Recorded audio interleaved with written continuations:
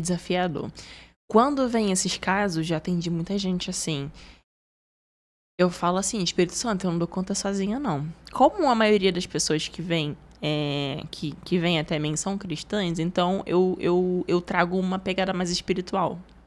E aí eu peço a ajuda do Espírito Santo e eu faço uma cura interior, vamos dizer assim. E aí já teve muitos testemunhos de pessoas sendo curadas, assim, o Espírito Santo vem e elas... Só acontece uma cura mais intensa, mais profunda.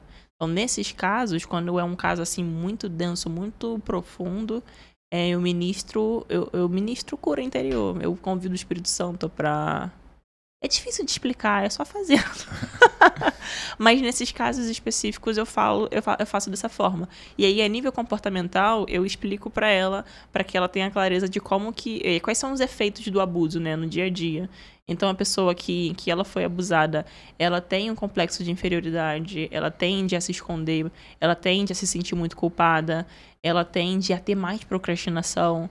Então, eu vou explicando tudo isso pra essa pessoa e a gente vai trazendo consciência de como que com a rotina a gente pode construir novos hábitos, novos comportamentos a partir disso.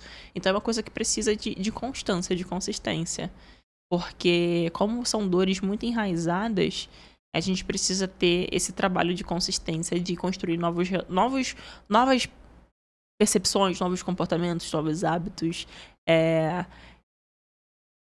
Travar os pensamentos, não permitir que eles prosperem logo quando eles vêm. Por isso que eu falo muito da consciência. Porque quando você... tá, isso daqui fez isso daqui em mim. E aí, quando você começa a sentir, você já percebe, peraí, isso aqui tá vindo de novo. Então, eu trabalho muito essa consciência. A pessoa vai falando, eu ajudo ela a se perceber. Olha, tá vendo que isso daqui tá saltando mais uma vez? Não é assim que eu falo, mas eu tô falando aqui de uma forma mais prática.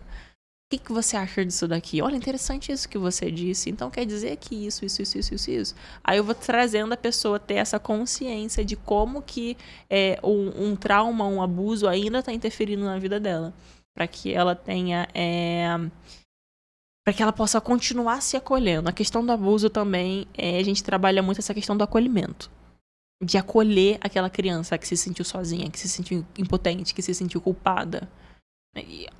E essas mulheres, elas se martirizam muito, elas crescem com um sentimento de culpa muito grande, de... Peraí, eu não posso contar, eu não posso me abrir pra ninguém sobre isso. Ele mandou eu ficar em silêncio, porque senão ele vai fazer isso. Aí se sentem ameaçadas. Então ela cresce guardando isso só pra ela. E aí eu trabalho muito essa questão do acolhimento. Como é que você olharia pra essa criança hoje? Eu faço ela olhar na prática pra essa criança, pra ela pequena. O que você diria pra ela? Nossa, aí é muito profundo. É muito profundo. E aí a gente vai construindo essa nova musculatura. Acolhendo a culpa, a raiva, o ressentimento. No primeiro programa, você falou que essa parte alguns questionaram, que a maioria de quem tem síndrome de pânico é uma opressão. Não sei se você usou a palavra opressão, mas era como se fosse algo do inimigo, algo espiritual. Acho que você falou que era algo espiritual. Talvez não usou a palavra opressão, algo espiritual. E eu queria que você explicasse esse de novo, porque alguns falaram, mas como assim? Explicasse esse de novo. E também, muitos estão chegando na academia e nesse tempo de experiência.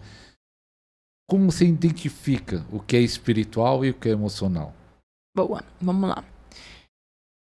Essa questão da síndrome do pânico é que a pessoa entende só a parte que ela quer, né? Eu não falei que é espiritual. Tem os dois pontos. Por quê? Vamos lá, vou falar novamente. Tem os dois pontos. Quando a gente tem uma ferida na alma, o mundo espiritual, ele se aproveita disso de uma frequência baixa. Então tem um espaço para estar ali. Então, uma opressão, uma cadeia, uma corrente espiritual não é somente de um pecado, mas um trauma que abaixa a frequência da pessoa, deixa ela triste, deixa ela mal.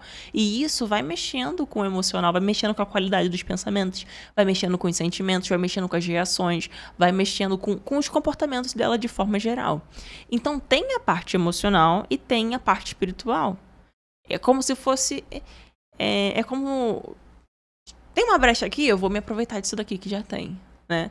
Então, por exemplo, você vai tratar uma questão, uma síndrome do pânico. Você não vai falar, olha, sai em nome de Jesus, essa pessoa, de repente, ela vai estar 100% curada. Pode acontecer. Mas ela também pode precisar, na maioria das vezes vai precisar, de continuar com o acompanhamento. Por quê? Porque a mente, ela precisa ser renovada. E às vezes, uma depressão, uma síndrome do pânico, ela vai mexer com a química do cérebro dessa pessoa. Então vai precisar, obviamente, entrar com medicamento, fazer um acompanhamento, trabalhar a qualidade desses pensamentos, as ressignificações, para que isso não volte. Lá em Romanos 12:2 diz: transformai-vos pela renovação do vosso entendimento, para que conheceis a boa, perfeita e agradável vontade de Deus. Então eu conheço a boa, perfeita e agradável vontade quando eu renovo o meu pensamento. Então não é que é somente espiritual, mas nós podemos entrar com libertação também. Isso vai facilitar o caminho para que o emocional, o comportamental esteja mais livre para ser trabalhado. Por exemplo, sabe aquela pessoa, quando ela não ouve de jeito nenhum? Eu ensino isso para as minhas alunas, para as minhas mentoradas. Eu falo isso no canal no YouTube também. Aquela pessoa que você quer falar, que você quer aconselhar, que você quer ajudar, ela não ouve de jeito nenhum. Você faz uma oração, ela não precisa nem ouvir. Você vai encontrar com a pessoa, você ora por ela. Você declara, exerce autoridade. Não é nem uma oração assim de você falar com Deus. É uma exerção de autoridade. Fala todos os demônios amarrados agora em nome de Jesus. Espírito disso, daquilo outro. Vamos supor, espírito de depressão, espírito de ansiedade, espírito de contenda, espírito de inferioridade, de comparação, espírito de vitimismo, de autocomiseração. Você vai vendo o comportamento da pessoa e você... Tudo aquilo, gente, que é muito intenso, que é muito exagerado, que a pessoa não consegue ter um controle de jeito nenhum, você pode ter certeza que tem ali uma questão espiritual naquele meio também. Então, você exercendo a autoridade que você tem em Cristo, você vai ver que você vai começando a semear na vida dessa pessoa e ela vai sendo transformada. Tem muitos testemunhos assim: nossa, Milena, depois que eu comecei a fazer essa oração, caraca, minha esposa tá diferente. Nossa, agora eu consigo conversar com meu pai, agora eu consigo conversar melhor com a minha mãe. É sobrenatural. Eita, então é interessante isso, né, Milena? Quando você vê uma pessoa que vai fazer academia ou pedir... Você não está atendendo mais individual, né? Tô atendendo, Tá só atendendo. não tem quase horário nenhum. Eu dou, assim, não tem horário, né? Mas aí eu dou... Aí a pessoa não acredita em Deus, vamos dizer, ateu, ou não acredita no lado espiritual, e você, pela experiência, você vê que é demônio. E a pessoa não acredita. Como você vai expulsar isso?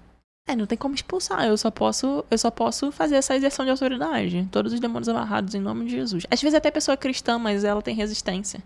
Eu faço a mesma oração. Tem cristão que não acredita.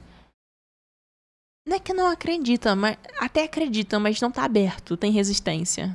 Tipo assim, não entra na cabeça dela. Porque pra fazer esse tipo de oração, a pessoa tem que estar aberta, ela tem que se permitir. E às vezes as pessoas elas ainda não estão prontas para se entregar, vamos dizer assim, Senhor, cuida disso daqui. Ela ainda quer fazer com a força do braço dela. Então eu vou. Quando a pessoa é cristã, né? Quando a terapia acaba entrando nesse assunto, eu não sou invasiva de falar, olha, isso não sou invasiva fazendo esse tipo de coisa. Mas quando vai entrando nesse assunto, aí eu vou lá, explico tudo mais, pergunto se ela tem mais curiosidade de saber e tudo mais. Aí a pessoa dando abertura, aí eu falo. Quando a pessoa não acredita em Deus, eu faço normalmente. Aí eu vou só com a terapia, com a técnica terapêutica mesmo. E aí eu oro pelos meus mentorados. Eu mesmo vou orando por essas pessoas ali no meu secreto com Deus. Legal, ó.